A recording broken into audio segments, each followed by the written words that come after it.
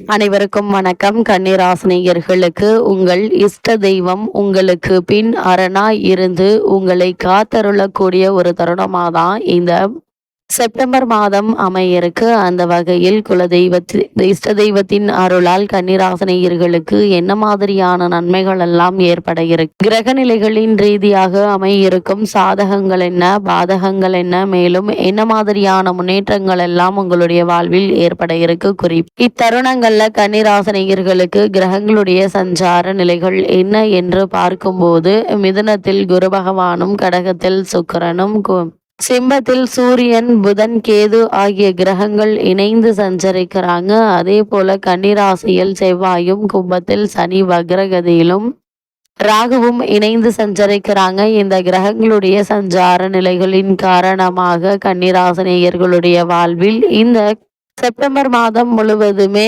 இஷ்ட தெய்வத்தின் அருளால் குடும்ப சூழ்நிலை ரீதியாக உத்தியோகம், தொழில், வியாபாரம், கலைத்துறை, அரசியல் துறை, மாணவ மாணவிகள், விவசாய துறையினர், பெண்மணிகள் என அனைவருக்குமே என்ன மாதிரியான நன்மைகள் எல்லாம் ஏற்பட இருக்கு என்பது குறித்தான முழுமையான பதிவை தான் இந்த வீடியோல நம்ம விரிவா பார்க்க போகிறோம். அந்த வகையில கன்னி ராசியை சேர்ந்த உத்தரம் 2ஆம் பாதம் முதல் அஸ்தம், சித்திரை 2ஆம் பாதம் வரை உள்ள நட்சத்திரக்காரர்களுக்கு இஷ்ட தெய்வத்தின் அருளால் குடும்ப சூழ்நிலை ரீதியாக என்ன மாதிரியான நன்மைகள் எல்லாம் உங்களுடைய வாழ்வில் ஏற்பட இருக்கு என்று பார்க்கும்போது, இந்த மாதத்தை பொறுத்த வரைக்கும் கன்னிராசினியர்களான உங்களுக்கு 2 முக்கியமான கிரகங்கள் உங்களுடைய வெற்றிக்கு துணை புரிய இருக்கிறாங்க. இதனால் இந்த மாதத்தில் நீங்கள் என்ன மாதிரியான முயற்சிகளை நீங்கள் மேற்கொண்டாலும் நிச்சயம் அவற்றில் வெற்றி கிடைக்குங்க. உங்களுடைய ராசிக்கு 10ல் குரு அமர்ந்து உங்களுடைய தனஸ்தானத்தை பார்வையிடுவதும், தன குடும்பாதிபதி சுக்கிரன் லாபஸ்தானத்தில் இருப்பதும் நல்ல ஒரு அமைப்பு என்று தாங்க சொல்ல வேண்டும். கேட்டது நிச்சயம் கிடைக்குங்க. நிம்மதியான வாழ்க்கைக்கு இந்த 2 கிரகங்களும் துணை புரியக்கூடிய ஒரு தருணமா தான் இக்காலகட்டம் அமைஞ்சிருக்குதுங்க. கன்னிராசினியர்களை பொறுத்த வரைக்கும் உங்களுடைய ராசிக்கு 6ல் சனி, ராகு உங்களுடைய வெற்றிகரமான சிந்தனையை வடிவமைக்குங்க. குருவினுடைய பார்வை சனி, ராகுக்கு கிடைப்பதால் அவர்கள் தரும் பலன்கள் சற்று கூடுதலாகவே கிடைக்குங்க. பாக்கியாதிபதி சுக்கிரன் லாபஸ்தானத்தில் இருப்பதால் தந்தை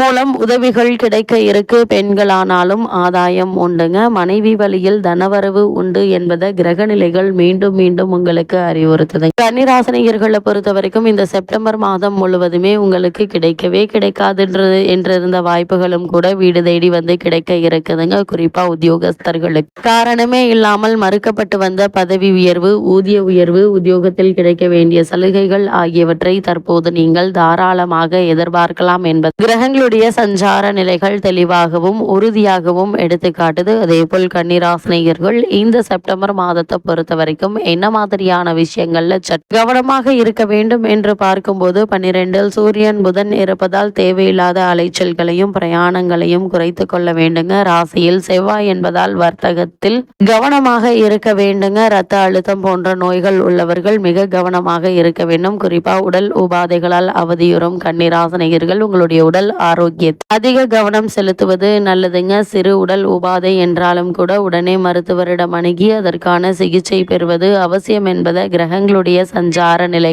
தெளிவாகவும் உறுதியாகவும் எடுத்து காட்டுதுங்க. குறிப்பா சனியோடு செவ்வாய் 6க்கு 8 சம்பந்தம் பெறுவதால் வண்டிகள்ல செல்லும் போது கூடுதல் கவனத்தோடு இருப்பது அவசியங்க. தேவையில்லாமல் வீண் வாக்குவாதங்கள்ல ஈடுபட வேண்டாங்க. யார் எது பேசினாலும் நீங்கள் உண்டு, உங்களுடைய பணி உண்டு என்றிருப்பது உங்களுடைய எதிர்கால வாழ்க்கைக்கு மிக மிக நல்லது என்பதை கிரகங்களுடைய சஞ்சார நிலைகள் மீண்டும் மீண்டும் உங்களுக்கு அறிவுறுத்துது. அதே போல் கன்னிராசினியர்களை பொறுத்த வரைக்கும் இக்காலகட்ட கிரக நிலைகளை ஆராய்ந்து பார்க்கும் போது உங்கள் இஷ்ட தெய்வத்தின் அருளால் ஜென்ம ராசியில் கிரகமான செவ்வாயும் விரயஸ்தானத்தில் சூரியனும் சஞ்சரிப்பதால் உஷ்ண சம்பந்தமான உபாதைகள் ஏற்படுவதற்கான வாய்ப்புகள் அதிகம் இருக்கு. அதனால் உடலில் உஷ்ணத்தை அதிகரிக்கக்கூடிய உணவுப் பொருட்கள் உட்கொள்வது தவிர்ப்பது அவசியங்க. அதே போல் வெயில் நேரங்களில் வெளியில் செல்வதையும் தவிர்ப்பது நல்லது. அதே போல் இக்காலகட்டங்கள்ல உடலில் உஷ்ணத்தை குறைக்கக்கூடிய உணவுப் பொருட்களான பழச்சாறுகள் பருகுவது நல்லதுங்க. இத்தருணங்கள்ல வருமானம் என்பது திருப்திகரமாக இருப்பினும் செலவுகள் கட்டுக்கடங்காமல் இருக்குங்க.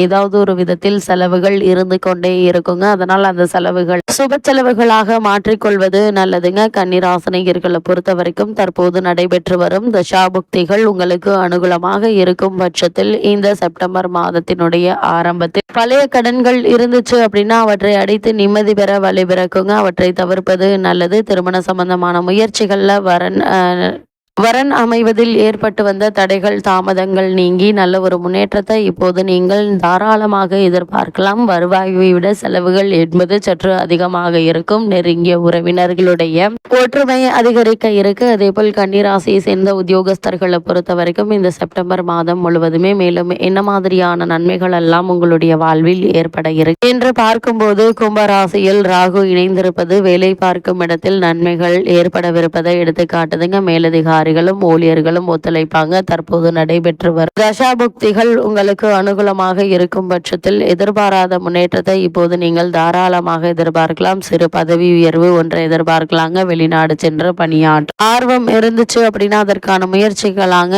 எளிதில் வெற்றி கிடைக்குங்க. சிலருக்கு பதவி உயர்வும் வெளியூரில் கிடைக்க இருக்கு. தற்காலிக பணியாளர்கள் பணி நிரந்தரமாக இருக்குங்க. புதிதாக வேலைக்கு முயற்சித்து வரும் அன்பர்களுக்கு நல்ல வேலை உங்களுக்கு காத்திருக்குதுங்க. அதே போல கன்னிராசியை சேர்ந்த தொழில் மற்றும் வியாபாரம் செய்பவர்களுக்கு என்ன மாதிரியான நன்மைகள் எல்லாம் உங்களுடைய வாழ்வில் ஏற்பட இருக்கு என்று பார்க்கும்போது, உற்பத்தியை அதிகரித்துக் கொள்வதற்கும் விற்பனை திட்டங்களை செயல்படுத்துவதற்கும் ஏற்ற ஒரு காலகட்டம் என்று தாங்க சொல்ல வேண்டும். அது மட்டும் இல்லாம விற்பனை கிளைகள், ஏற்றுமதி நிறுவனங்கள் ஆகியவற்றை திறப்பதற்கு கிரக நிலைகள் அனுகூலமாக இருக்குங்க. வங்கி மற்றும் நிதி நிறுவனங்களுடைய ஒத்துழைப்பு உங்களுக்கு கிடைக்க இருக்கு. அதே போல் ஏற்றுமதி துறையினருக்கு வியாபார அபிவிருத்தி சம்பந்தமாக வெளிநாடு சென்று வரும் வாய்ப்பும் உருவாக இருக்கு. புதிய முதலீடுகள்ல துணிந்து நீங்கள் ஈடுபடலாங்க. நல்ல ஒரு முன்னேற்றம் ஏற்படுங்க. அதே போல மாணவ மாணவியரை பொறுத்த வரைக்கும் கல்வி துறையை தங்கள் அதிக்கத்தில் கொண்டுள்ள கிரகங்கள் அனைத்தும் உங்களுக்கு அனுகூலமாக நிலை கொண்டிருப்பதால் பாடங்கள்ல மனம் ஆர்வத்தோடு ஈடுபடுங்க.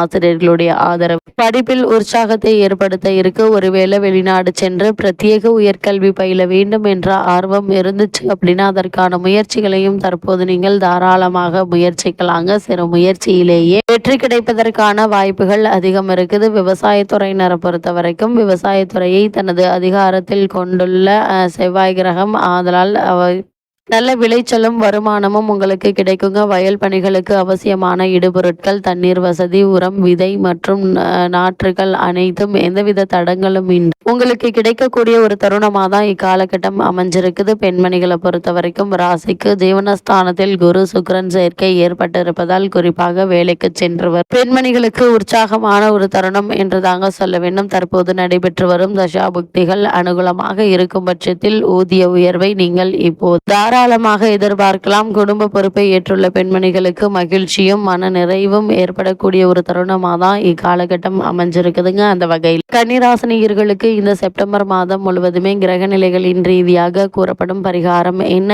என்று பார்க்கும்போது, குளிர்ந்த நீரை தெளிந்த வெட்டிவேர் மாலை சாற்றி வழிபடுங்க. எண்ணற்ற நன்மைகள் உங்களுடைய வாழ்வில் ஏற்படும் என்பதை கிரக நிலைகள் தெளிவாகவும் உறுதியாகவும் எடுத்துக்காட்டு.